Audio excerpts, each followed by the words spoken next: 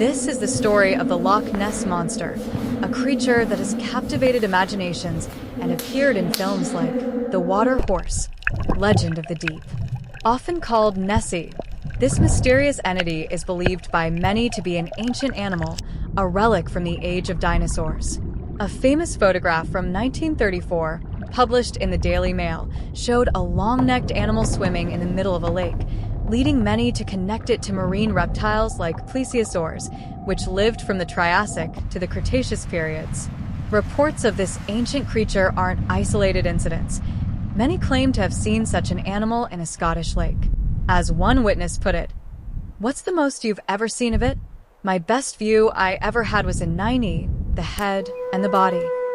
In this exploration, we'll delve Peace into the be with origins you. of the Loch Ness Monster, I come in the how it name of the came to be Lord. regarded as a living Aldi, prehistoric look, animal, what in and the heaven's name testimonies is of that those out who there? ventured Good into its heavens, watery John. domain. I've The never seen Loch anything Ness like Monster, it. a deep Anything dive. yet, dear? Loch Ness is a mysterious creature Just the rumored mist, to hail I'm from the afraid. dinosaur era, But you now never said know. to inhabit a 35-kilometer-long lake in Scotland. Nessie is typically depicted as having a small head, an incredibly long neck, and a body resembling a seal with fins and a long tail. But the crucial question remains, did the 1930s photographs truly capture a dinosaur species that somehow escaped human detection? Long before the term Loch Ness Monster came into popular use, numerous folktales spoke of water monsters. These included the Bewbury, a giant carnivorous water bird, the Kelpie, a shape-shifting water horse, and the Barrabai, a nine-jeweled slug. All these creatures were products of local oral traditions, lacking any valid supporting evidence. It wasn't until around 1934 that a photograph, famously known as the surgeon's photograph, seemingly captured the mysterious creature, giving rise to the name Loch Ness Monster. The landscape of Loch Ness, located in the Scottish Highlands, provides an ideal atmosphere for creatures believed to be from ancient times. This vast lake was formed by long-vanished glaciers, resulting in murky waters that obscure human sight and make it difficult to discern what lies beneath. The lake's depth, reaching 20,000 meters, combined with frequent rain and fog, adds to the dramatic, secluded nature of its location, suspected to be the hiding place of this prehistoric creature. The earliest and most significant report of Nessie's existence comes from a 7th century book titled Life of Saint Columba, written by a Dominican, a priest. This book chronicles the missionary journey of an Irish monk, Saint Columba, to Scotland in 563 AD. A Dominican recounts a story from Columba where a local resident was being burned by villagers. The locals explained that the person had been attacked and torn apart by a mysterious creature in Loch Ness while swimming. Stories of this water creature continued to surface until 1817, when newspapers like the San Francisco Call and the Coventry Evening Telegraph began publishing accounts of its existence, with various reports appearing annually. However, from the 19th century onwards, people adopted more scientific approaches, marked by the rapid advancement of geology and paleontology. Fossils resembling the reported water creature were discovered, leading to speculation that Nessie's existence might indeed be real. This sparked heated debates among people at the time, raising questions about how long dinosaurs truly lived and whether they could still exist. Moving forward to 1822, Loch Ness became part of the Caledonian Canal, a route that enabled coast-to-coast travel and shipping. This significantly boosted tourism, accompanied by an increase in reports of sea serpents and other strange creatures in Loch Ness from visitors. One such instance was in 1933, when journalist Alex Campbell wrote in the Inverness Courier about a creature seen in Loch Ness. He claimed that John and Aldi, a well-known businessman at the time, and his wife saw Nessie rolling and diving into the water. They described the creature as resembling a whale and disappearing in a swirling foam. They also said the creature had 2 humps and was about 6 meters long. Finally, one concrete piece of evidence regarding Nessie, previously only reported, was obtained in the form of the first photograph, taken by Hugh Gray in November 1933. According to him, the photo showed an object rising 2 or 3 feet above the water surface, which he believed was the monster.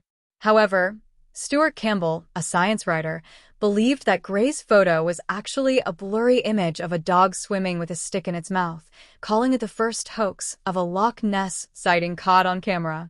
But the Nessie photo that truly stunned the world came the following year, in 1934, known as the surgeon's photograph. Unlike the previous photo, this new one was clearer than Gray's. It was reportedly taken by a doctor named Kenneth Wilson in April 1934 and published in the Daily Mail a few weeks later. Dr. Wilson himself was a respected physician with an impeccable reputation, making the possibility of the photo being a hoax or trick seem unlikely. This made the clear Nessie photo the best evidence up to that point that an animal like a plesiosaur existed. The search for Nessie, investigations and revelations. In the 1960s, the surgeon's photograph was still considered by many Nessie hunters as strong evidence of a large creature in Loch Ness. So convinced were Nessie enthusiasts that they established an official organization to directly prove its existence, named the Loch Ness Phenomena Investigation Bureau, in 1962. This organization aimed to conduct annual searches for Nessie using advanced equipment for its time, such as submarines. In 1969, the first submarine deployed in the search for Nessie was the Viperfish, a single-person submarine equipped with a harpoon gun mounted on its front. These harpoons had special tissue sampling devices that, if used, would pierce Nessie's skin and cut a small piece of flesh. The tissue would then be taken to a laboratory for research to identify what kind of creature it truly was.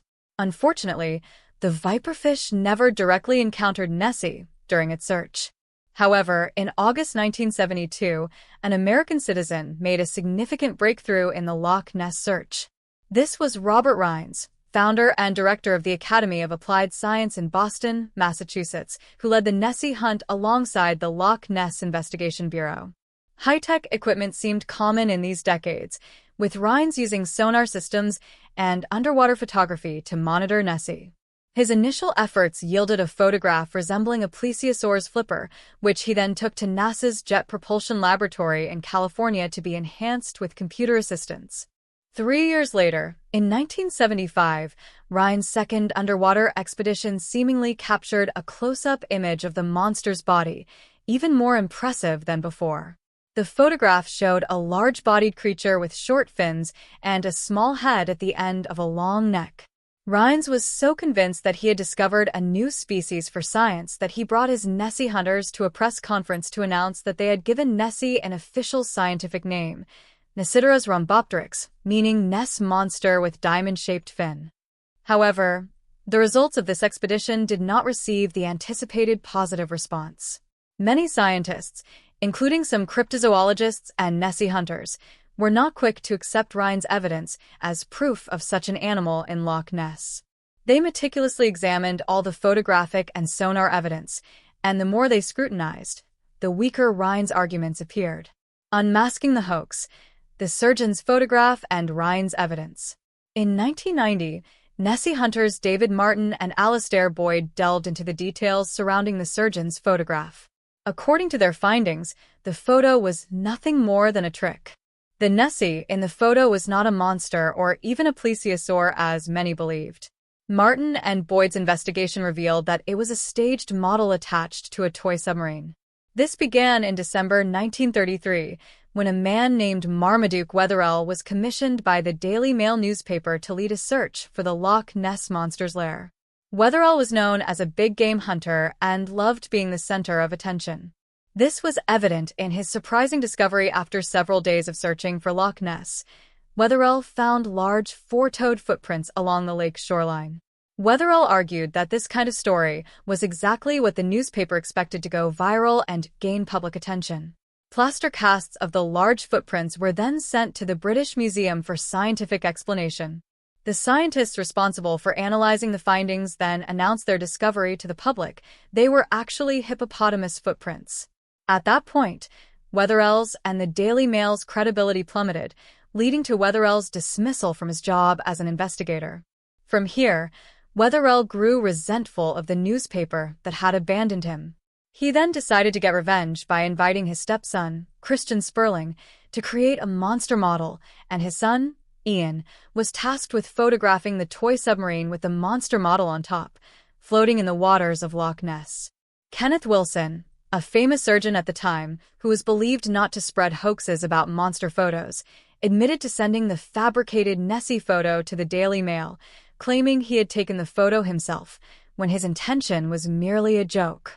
He also lied about how he found and photographed this large creature swimming in the middle of the lake. On the other hand, Robert Rines was so confident in his findings, supported by the photos he captured. However, the proof for all his claims changed, starting with the photo believed to be Nessie's flipper. Although the computer enhancement techniques used on Rines' photos at NASA's Jet Propulsion Laboratory were a legitimate process for clarifying blurry photos, the results did not resemble the final images later published in magazines and newspapers. In fact, the original photos were still quite blurry and difficult to interpret, while the published photos appeared to have been re-edited by an artist, making them resemble a plesiosaur's flipper.